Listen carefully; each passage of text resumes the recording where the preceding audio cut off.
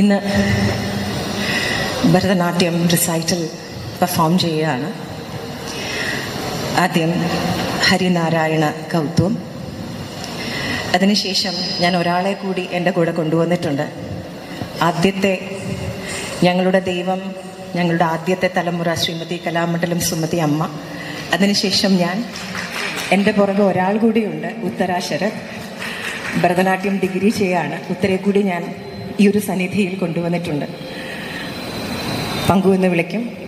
പങ്കു അവതരിപ്പിക്കുന്ന ഒരു പദം, അതിനുശേഷം ശിവഭഗവാനെക്കുറിച്ചുള്ള ഭക്തിരസം നിറഞ്ഞ ഒരിനമാണ് ശിവഭക്തി. പിന്നെ ഒരു ദേവീസ്തുതി. അതിനുശേഷം ഞാനൊരു നൃത്തരൂപം അല്ലെങ്കിൽ ഒരു പ്രൊഡക്ഷൻ അവതരിപ്പിക്കുന്നുണ്ട്. മകളെ നമ്മളെല്ലാവരും